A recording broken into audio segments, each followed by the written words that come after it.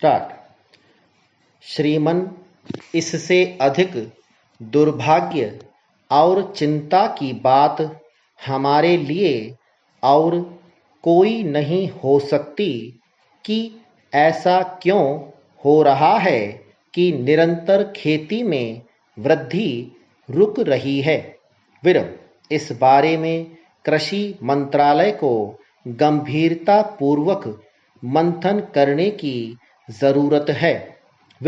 मैं ऐसा समझता हूँ कि बार बार सरकार जो यह दावा करती है कि हमने किसान को कर्ज देने का जो लक्ष्य निर्धारित किया था, वह लक्ष्य हमने 1 साल के पहले ही प्राप्त कर लिया और 6,000 करोड़ रुपए का कर्ज बांटकर किसानों की समस्या का हल कर देंगे।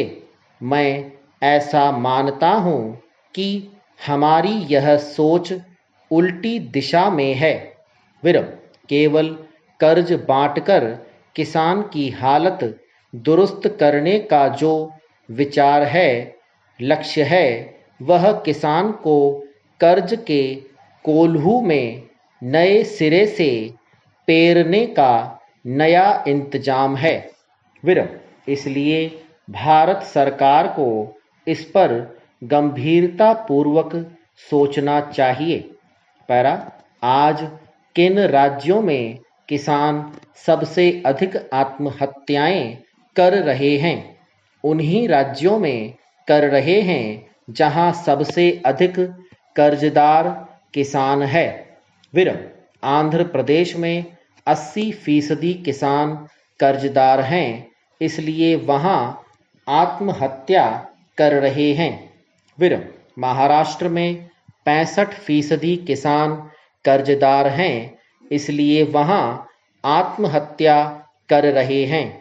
बैंकों ने कृपा की बिहार के किसानों पर किन्हीं परिस्थितियों के चलते बिहार में कर्ज नहीं बांटा, तो दरिद्रता के बावजूद वहां का किसान आत्महत्या नहीं कर रहा है।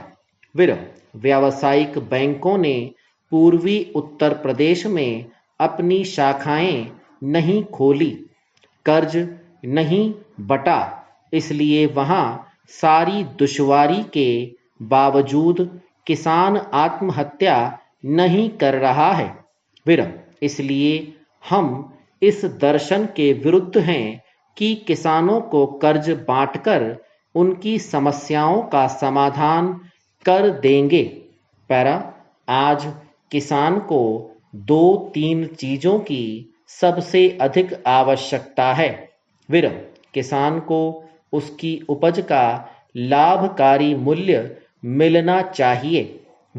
भारत सरकार को इस पर ध्यान देना चाहिए।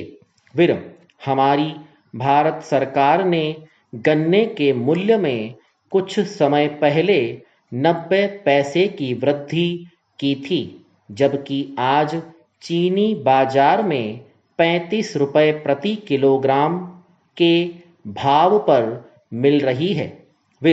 कुछ समय आएगा जब वह 50 रुपए में मिलेगी।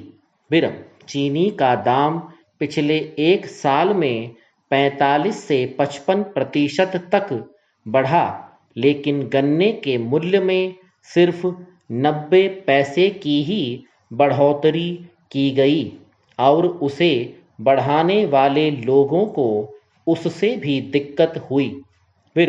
इन हालात से ऐसा लगता है कि किसान को कीमत देने में सबसे अधिक परेशानी सरकार को है, जिसने अभी धान का खरीद मूल्य बढ़ाया। स्टॉप।